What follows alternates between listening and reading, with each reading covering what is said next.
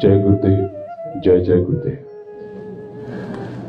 सबसे पहले मैं अपने गुरु महाराज के चरणों में बारंबार नमन करता हूँ और आप सबकी आज्ञा चक्र पर बैठे प्रभु का अंश, आपकी आत्मा, आपकी रूह, आपकी सोल को प्रणाम करता हूँ। पवित्र जीवात्मा,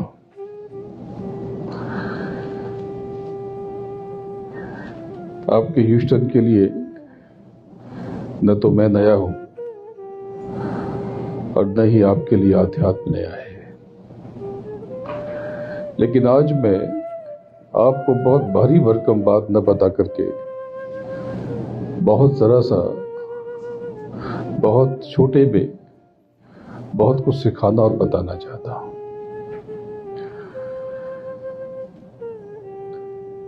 हम सब ने सुना है, हम सब ने पढ़ा है, हम सब ने जाना है कि ये मानव तन नश्वर है, मृत्यु के बाद इसको मिट्टी कहते हैं। हालांकि मिट्टी तो सिर्फ एक तत्व है, इसके पश्चात भी और 4 तत्व है: जल, पृथ्वी, अग्नि, वायु, आकाश। केवल मिट्टी की ही ये देह नहीं बनी, ये 5 एलिमेंट्स हैं, इसकी हर एलिमेंट की 5 प्रकृतियां हैं। और सिर्फ इतना ही नहीं है, इसकी डिजाइनिंग में कई तरह के सॉफ्टवेयर इस्तेमाल हुए, जिसमें 2 बहुत बड़े बड़े सॉफ्टवेयर हैं। एक सतोगुण, रजोगुण, तमोगुण। यही त्रिशूल है जो आपने देवी के हाथ में, जगदम्बा के हाथ में त्रिशूल देखा है। वो त्रिशूल कोई पीतल का, स्टील का कोई त्रिशूल नहीं है। किसी भी देवी को ये किसी भौतिक तलवार और फरसे और गड़ा से AK-47 की जरूरत नहीं है, क्योंकि उनका शरीर स्थूल नहीं है। तो ये स्थूल वेपन्स, हथियार, ये किसी काम के नहीं है, उनके ऊपर एप्लीकेबल नहीं है, लागू नहीं है। ये त्रिशूल है 3 गुणों का, और इसके साथ अंतःकरण और अंतर्मन में फर्क है। अंतर्मन यानी आपके भीतर का, आपके भीतर की अनुभूति का केंद्र, लेकिन अंतःकरण ये भी एलिमेंट है, तत्व है। इसके 4 हिस्से हैं: मन, बुद्धि, चित्त और अहंकार। तो जब इस शरीर से, इस देह से अदेह यानी आपकी सोल, आपकी सूरत, आपकी आत्मा, आपकी रूह, जब इस देह से अदेह यानी चेतना, जैसे ये डिवाइस, ये स्पीकर बज रहा, ये देह है, लेकिन इसके भीतर जो करंट है वो अदेह है। इसके लिए वही चेतना है। चेतना का अर्थ करंट नहीं है, लेकिन यहां पर बताने के लिए ये काफी है। जैसे कि आपका फोन वो देह है और इसके बीच उसमें जो चार्जिंग और जो कनेक्शन है वो अदेह है। तो आप मिट्टी है यानी आप कुछ नहीं है? नहीं, ऐसा भी नहीं है। आप मिट्टी नहीं है, आप इस मिट्टी की देह में हैं, यानी आप 5 एलिमेंट्स की, 5 तत्वों की देह में हैं, लेकिन आप मिट्टी नहीं है। ये मानव तन, ये मंदिर है, इस मंदिर में एक देवता बैठा है, यानी इस मंदिर में एक प्रभु बैठा है, लेकिन वो प्रभु मंदिर नहीं है। आप मंदिर में जाते हो तो उस प्रतिमा, उसमें प्राण की प्रतिष्ठा हुई, तो पूरा मंदिर वो देवता नहीं है। हालांकि हमारे यहाँ पे प्राण प्रतिष्ठा में मंदिर की भी प्रतिष्ठा होती है, वो विषय अलग है, उसके बारे में फिर कभी आपको बताऊंगा।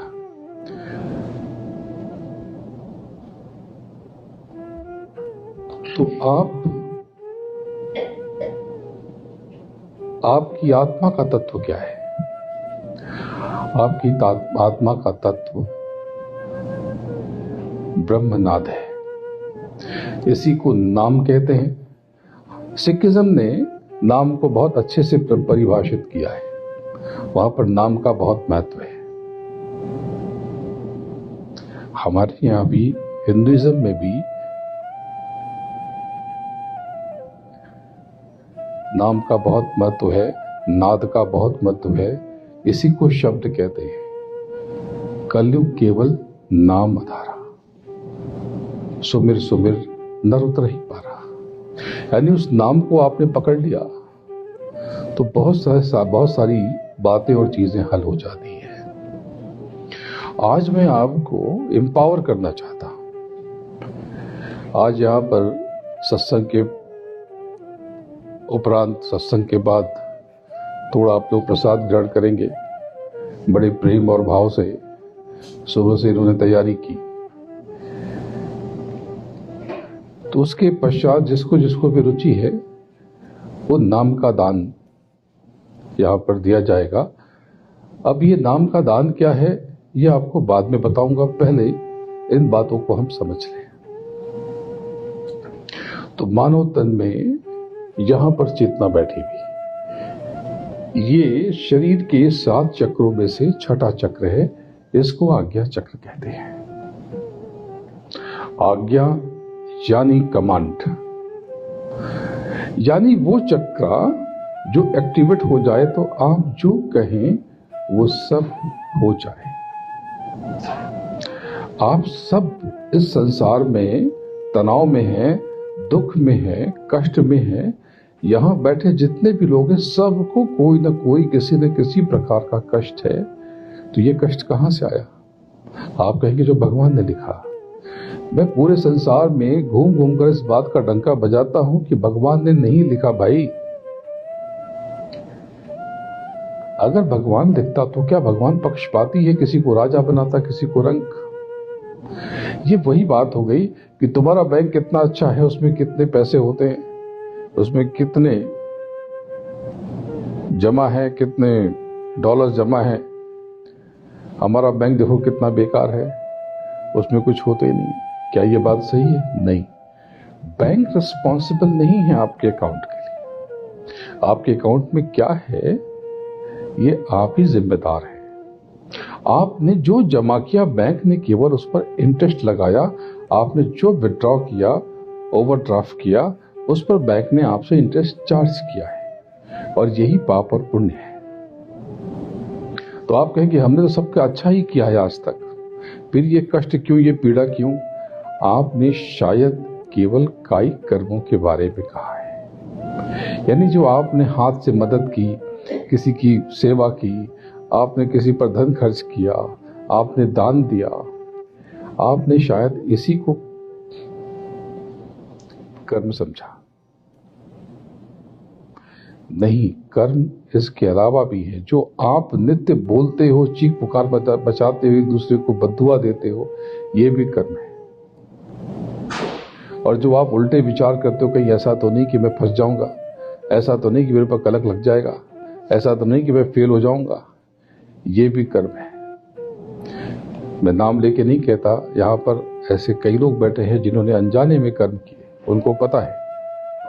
कुछ लोगों को पता नहीं कि हमने कौन से कर्म किए, लेकिन कुछ लोगों को पता है कि हमने कौन से कर्म किए। और ये कर्म फट से फलीभूत हो जाते हैं कई बार। जो जल्दी से जो कर्म फलीभूत होते हैं उनका आकार छोटा होता है। यानी आपने जो 2 दिन 10 दिन के लिए डिपॉजिट किया उस पर आपको इंटरेस्ट बहुत कम मिलता है, लेकिन जो आपने 10 साल के लिए इन्वेस्टमेंट की है उस पर रिटर्न ज्यादा आता है। बस यही फार्मूला है। बहुत सहज है जीवन को समझना। और आपकी ये दुर्गति या दुर्दशा या परेशानी इसलिए है कि आपने न स्वयं को जाना, न जीवन को जाना, न जीवन का अर्थ जाना, न आपने प्रभु और परमात्मा को जाना। तो क्या सब कुछ जो पूजा पाठ है वो बेकार है? नहीं, बहुत काम के। लेकिन वो सब कर्म कांड है। कर्मकांड जैसे अभी आपको भोजन कराएंगे, ये कर्म हुआ। आप धूप में से आए तो आपको पानी पिलाया या जो भी पूछा, ये कर्म है। आपकी सेवा करी, कर्म है। मीठे बोल बोले, कर्म है। कड़वे बोल बोले, कर्म है। आपको भोजन कराया, कर्म है। भोजन छीन लिया, कर्म है। ये सब आपके खाते में जमा हो रहे हैं। ये सब कुछ आपको भोगने हैं। लेकिन जो भोग चुके हैं उसका क्या? जो हो चुका और जो भोग रहे हैं, इससे कैसे बचे? हमें तो याद नहीं है हमने क्या किया।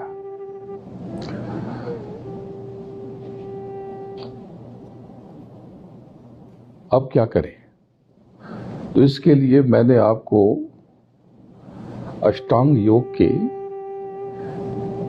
तीसरे हिस्से से कुछ सूत्र निकाले और इस यात्रा के, इस रूहानी सफर के दरमियान, इस आध्यात्मिक यात्रा के दरमियान मैंने आपको वो चीजें सिखाई हैं। पहले भी बताता रहा हूं, ये मेरा मुख्य काम नहीं है। मेरा मुख्य काम है आपको जीते जी आपका बोध कराना, क्योंकि ये मानव तन मिट गया, खत्म हो गया, तो आप जीती हुई बाजी हार जाओगे। अगर आपको जीते जी अपना पता न चला, आप कहां से आए, कौन हो, इसका बोध न हुआ, प्रभु और सदगुरु कौन है इसका भान न हुआ, तो मरने के बाद आपको कुछ भी पता नहीं चलेगा।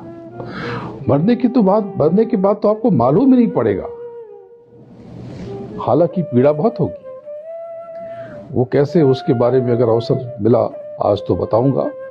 तो पहले मैं कुछ बातें दूसरी कर लेता हूं जो आपसे सरोकार रखती हैं। कई लोग हैं जिनको किए का श्रेय नहीं मिलता। इन बातों को मैंने अभी पिछले सत्संग में बताया भी था, लेकिन यहाँ पे कई लोगों ने, उनको नहीं पता, वो नहीं थे, इसलिए वो सिखा देता हूं। ऐसी कोई चीज हो गई कि हमें किए का क्रेडिट नहीं मिलता, या कोई कलंक लग गया, हमने तो ऐसा कोई काम किया नहीं। अब इस कलंक से हमारा पीछा कैसे छूटे? सबसे पहले किसी को आप बुरा मत समझो, किसी की निंदा मत करो। Don't criticise to anyone. कौन सही है कौन गलत है ये आपका सब्जेक्ट नहीं है, आपकी विषय वस्तु नहीं है। जिसने किया है वो जाने। कई बार आप सब शिकार बन जाते हो, राजनीतिक रूप से, पॉलिटिकली आप बट जाते हो। आपको पता नहीं, आप तो गिनी पिग हो।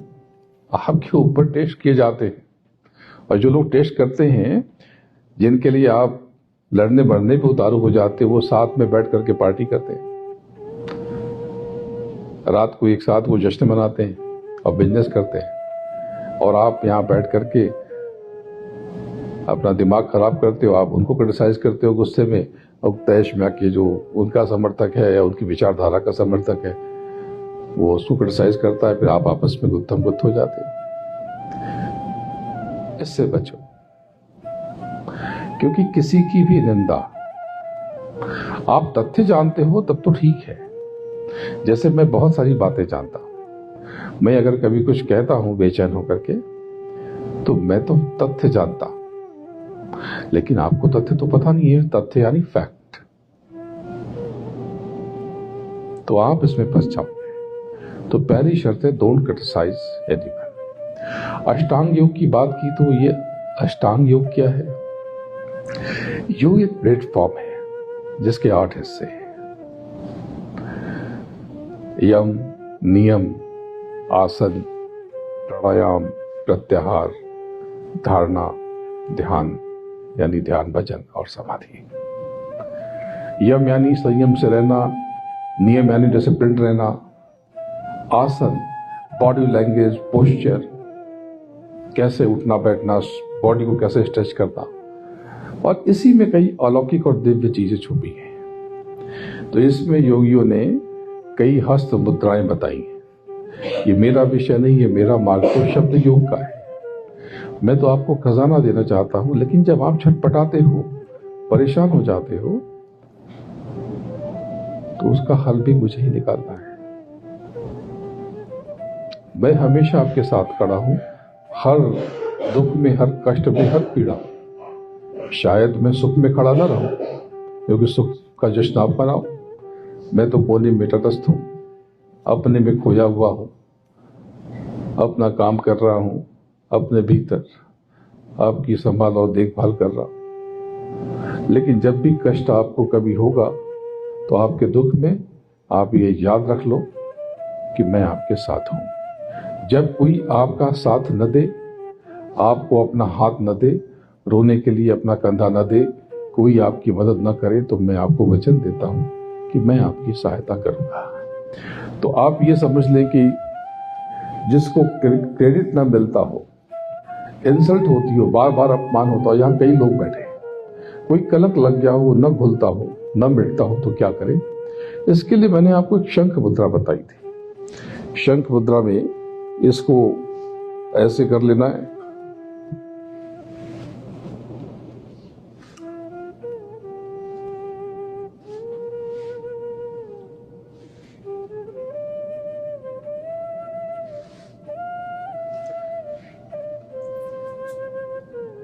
लेफ्ट हैंड को आपको इस तरह से बंद कर लेना है और यहां पर बीच में दाहिने हाथ का अंगूठा फंसा देना है और फिर इसके इंडेक्स फिंगर को थंब से जोड़ देना है, तो शंख जैसी आकृति बन जाएगी।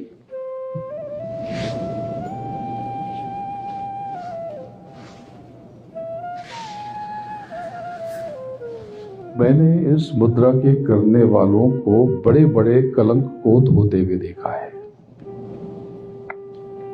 बड़े बड़े अपमान को सम्मान में बदलते हुए देखा है। लेकिन मान लो कि आपने ये मुद्रा की, लेकिन कोई झगड़ा हो गया, लड़ाई हो गई, या कोई मुकदमेबाजी, कोई कोर्ट केस, तो क्या करें? इसके लिए मैंने आपको विजय मुद्रा बताई थी। ये देख लें इसको कैसे करना।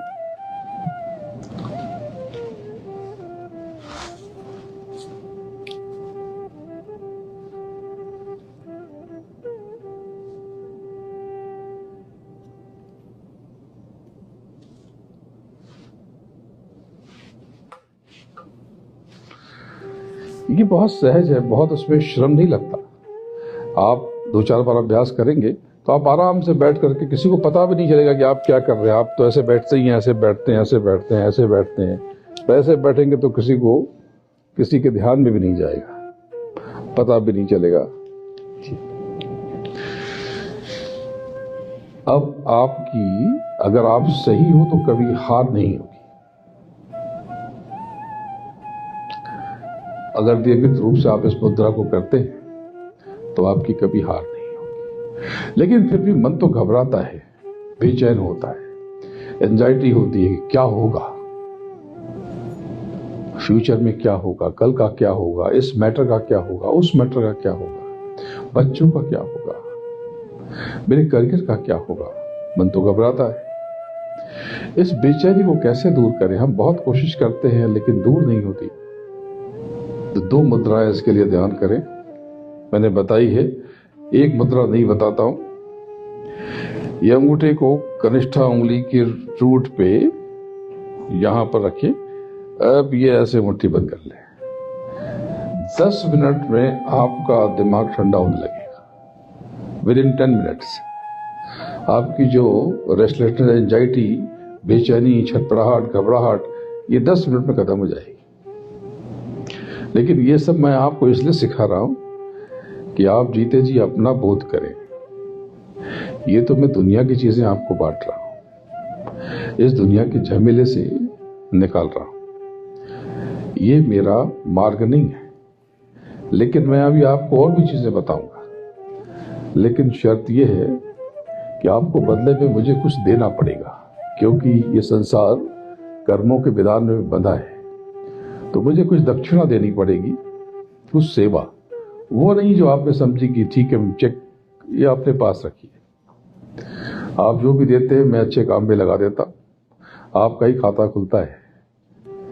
आप मुझे मेरे श्रम के बदले में देते हो, लेकिन वो सब मैं आपके नाम पे लगा देता हूं। मुझे आपसे कुछ नहीं चाहिए। मुझे आपसे, जो आप अनजाने में गर्म हो जाते हो, चिल्लाने लगते हो, रेस्टलेस हो जाते हो, बेचैन हो जाते हो, गुस्से में आ जाते हो, ये गुस्सा, ये क्रोध चाहिए। अगर आप दे सको तो ये दे दो, और उसके बाद जो नेगेटिव हो जाते हो, परेशान हो जाते हो, एलिगेशन लगाने लगते हो, ब्लेम करने लगते हो, शिकायत करने लगते हो, ये सब उल्टे सुल्टे चीजें मुझे दे दो। अगर आपने मुझे ये दक्षिणा, मेरी दक्षिणा मुझे आज दे दी, तो मैं आपको वचन देता हूं कि मैं आज से ही आपका जीवन बदलना शुरू कर दूंगा। वैसे भी तो ये क्रोध बहुत नुकसान कराया है इसने आप कई लोगों का, अच्छी चीज तो है नहीं। और आप शिकायत क्यों करते हो? जब आप शिकायत करते हो इसका अर्थ ये कि न तो आपको प्रभु पे भरोसा है, न सदगुरु पे भरोसा है। तो कंप्लेन करना बंद कर दो। आप क्या बेहतर कर सकते हो इस पर फोकस करो। इसके करते ही, आप अपना कर्म करते ही आपकी जिम्मेदारी हुई खत्म। जिसकी दुनिया है वो देखेगा। जो मिलता है उसे सहर्ष स्वीकार करो। एक बात मैं बता दूं कि आज का जो दिन है, चाहे अच्छा हो, जो मोमेंट है, ये पल है, ये चाहे अच्छा हो या बुरा है, चाहे सही है या गलत है, आपको लगता है कि ये गलत हो गया मेरे साथ, ये सबसे अच्छा था। आपने जो भी फीस पे की है कर्मा से, उसमें यही इससे अच्छा प्रोडक्ट आपको नहीं मिल सकता था। तो आपके साथ तो बहुत बड़ा इंसाफ हुआ है। अनजाने में आपने कुछ कर दिया, आप कुछ कर बैठे, तो वो खाते में तो जमा हो गया। जिसको बहुत बीमारियां हो जाती हैं, आप सहज रहे, सब कुछ छोड़ दे कि तेरा तुझको अर्पण क्या लागे मेरा, तू जिलाए तो जीव, मारे तो मर जाऊं, लेकिन जब तक मैं हूं तब तक मैं जो बेस्ट है वो करती रहूंगी, करता रहूंगा। तो उसके लिए मैंने बताई थी एक मुद्रा, ये रिंग फिंगर को फोल्ड करके इसको आप जोर से दबा दो।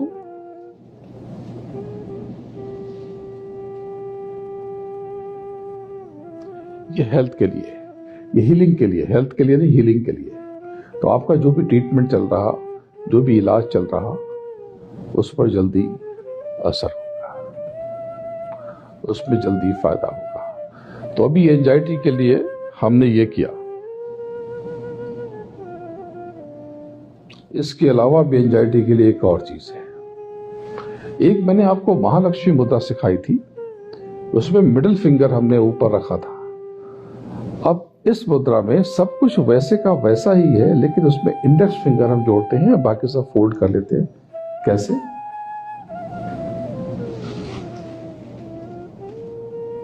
ये लॉक कर दिया, ये अब इसको क्रॉस कर लिया।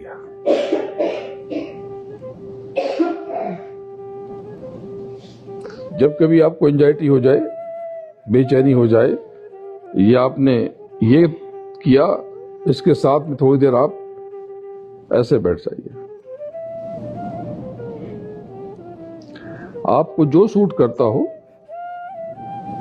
जिसमें आपको ज्यादा आराम मिले, थोड़ा ये कीजिए, थोड़ा वो कीजिए, जिसमें ज्यादा आराम होता है उसमें बैठ जाइए।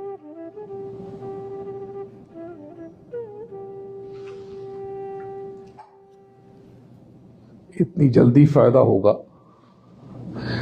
मन घबराने लगे, कोई मददगार न हो, भगवान क्या करें, पहले आप अपना मन ठीक कीजिए। एक बात ध्यान रखिए कि आपका गुरु, सदगुरु, वो हमेशा आपके साथ है। गुरु का मतलब कोई व्यक्ति नहीं है। गुरु का मतलब वो परमात्मा, वो सचखंड पर बैठा हुआ, वही जिसको आप वाहे गुरु कहते हैं। वाहे गुरु का मतलब क्या है पता है? मेरे प्रभु, मेरे गुरु, तू अप्रतिम है, तू विलक्षण है, यू आर ग्रेट, तुझे लाखों प्रणाम। जो प्रभु है वही राधे श्याम है, वही सिया राम है, वही राधा स्वामी है, और वही अकाल पुरुष यानी अकाल पुरुष है। वही सचखंड का मालिक है, वही पूर्ण ब्रह्म है। सिया राम, ये राम का जो अवतार हुआ था, उस राम के नाम पर इस अवतारी शक्ति का नाम राम था। ये अंदर के भेद हैं, कभी बताऊंगा। और सिया कौन है? वो सीता माता। आप सब सिया हो। जिसको अपने प्रभु की याद आती है, आप जो भी अपने प्रभु को सिमरता है, अंतर में सिमरन करता है, वो सब सिया है।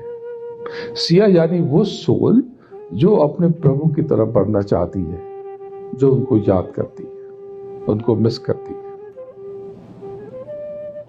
जब आप याद करते हो परमात्मा को, जैसे आप अपने बच्चे को याद करते हो, हॉस्टल में है, कॉलेज में है, एक फोन लगाते हो, लग जाता है ना। तो ये एक डिवाइस उठाते हो, आप लगाते हो, ये डिवाइस में ही हो आप।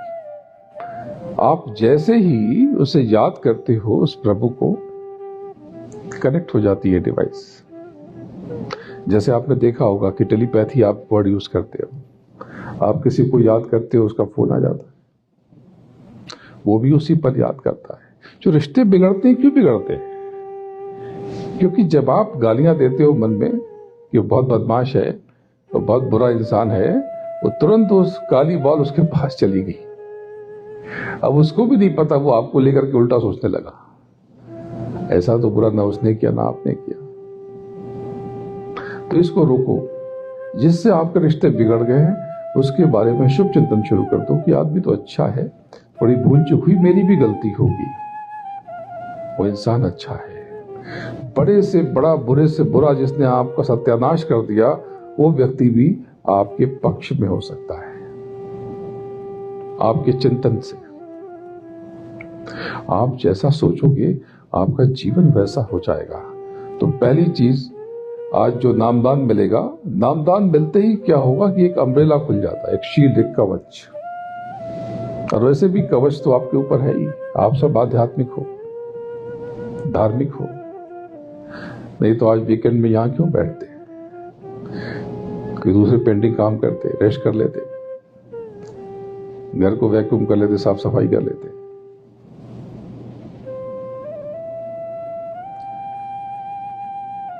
आप सब उस कवच में हो। तो आप पहली चीज कीजिए, जो नेगेटिव थिंकिंग कि मेरा क्या होगा, मेरे बच्चों का क्या होगा, कुछ नहीं होगा। वो मेरा परमात्मा, मेरा मालिक, मेरा प्रभु, मेरा सदगुरु, वो वाहिगुरु, वो मेरे साथ है। अब मेरा कुछ भी बुरा नहीं हो सकता। कुछ अगर गलत हुआ भी है तो शायद ये बहुत कम है, इससे ज्यादा हो सकता था। एक भरोसा, एक विश्वास। लेकिन आप क्या कहते हो, मेरे ही साथ क्यों हुआ? संसार में इतने लोग होते, ऐसा मैंने क्या किया था, ऐसा हुआ क्यों?